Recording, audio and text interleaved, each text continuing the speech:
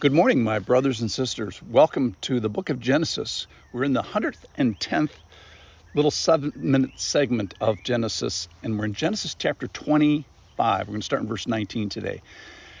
We're on this little theme where each generation gets to carry the torch of life and decisions for God and will and integrity before the Lord. And we're going to kind of end with, Lord, help me make good use of this day. Now, Rebekah has asked a great question, and she gets to ask God one of the why questions in life. It's not a statement of her doubt of God. It's actually a dependence upon her God. So we're going to head towards gratefulness and encouragement and using our spiritual giftedness and love and being a joy and being patient with bad drivers around us and being kind to someone who doesn't deserve it and having purity of thought as we consider the ways of God and working against the temptations of real life. So we're going to work towards a relationship with God and inquire for understanding and intercession for another. We're going to see that in Isaac. So everybody gets to ask the why questions, whether they want to, whether they will or not. That's up to them. All right, let me read from Genesis chapter 25. This is the generation after Abraham. These are the generations of Isaac, Abraham's son. Abraham fathered Isaac, and Isaac was 40 years old when he took Rebekah, the daughter of Bethuel the Aramean of Paddan Aram, the sister of Laban the Aramean, to be his wife. And Isaac prayed to the Lord for his wife because she was barren. And the Lord granted his prayer, and Rebekah, his wife, conceived. The children struggled together within her, and she said, "If it is thus, why is this happening to me?" So she went to inquire of the Lord. And the Lord said to her, "Two nations are in your womb, and two peoples from within you shall be divided. The one shall be the stronger than the other. The older shall serve the younger." When her days to give birth were completed, behold, there were twins in her womb. The first came out red, and all his body like a hairy cloak. So they called his name Esau. Afterward, his brother came out with his hand holding Esau's heel, so his name was called Jacob. Isaac was 60 years old when she bore them. When the boys grew up, Esau was a skillful hunter, a man of the field, while Jacob was a quiet man, dwelling in tents. Isaac loved Esau because he ate of his game, but Rebekah loved Jacob. So the point I want to get to today is, will Isaac follow God? Will Rebekah follow God? Now, Isaac had a particular challenge in that his dad was Billy Graham. He was a known and recognized and faithful friend of God who finished well. But here's the thing. It doesn't matter whether your dad's Billy Graham. The question is, what does Isaac do? Isaac gets to choose. So Isaac either gets to pray or not to pray. Similarly, will Rebekah follow God?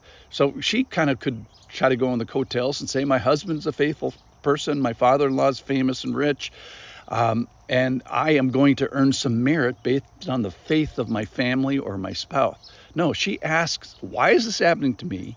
And then what she does is, who does she ask that question to? So she asks God the question, which I just think is a real testament of faith. So she inquires of the Lord, as opposed to inquiring from a news station or a comedian or late night TV or the media, or sometimes even the people of God. She asks the people. She asks God himself this question. So then the other question I think is interesting here is, will Isaac persist in prayer? So he was 40 years old when she started not to conceive, and he was 60 years old when she finally gives birth. So there's the 20-year span in there, and Isaac prayed. Now it doesn't say whether he prayed the last second he finally got religion on the 19th year, or whether he prayed for the 7,300 days every day for 20 years, inquiring of the Lord. So did he start in this posture and continue in this posture, or did he kind of come to it late? It doesn't say. But he comes to it, so that's great. And we should not give him a pass and say, oh, it was easy for him, he had this famous father. Maybe it was even more difficult.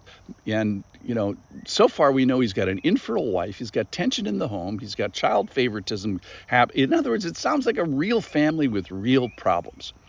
So the question I think for us is, do you pray? Do you say in desperation to the Lord, hey, only you can do this? And it's upon only you that I can depend and yield in this way, this relational posture before God. And often you share it with his people, but you have to do it yourself. So do I unite in a people, a church, that's directed and focused and purposed in prayer? What kind of a people do you choose to bind yourself with? But the essential element for today is, do you do the hard things of God with your tongue and your mind and your hands and your zipper and your money? And could someone maybe looking at your life make an argument that you are a woman of God or a man of God? So I pray that you would do this in a community, of course, but you have to do some of the essential elements. So I think today is really an encouragement.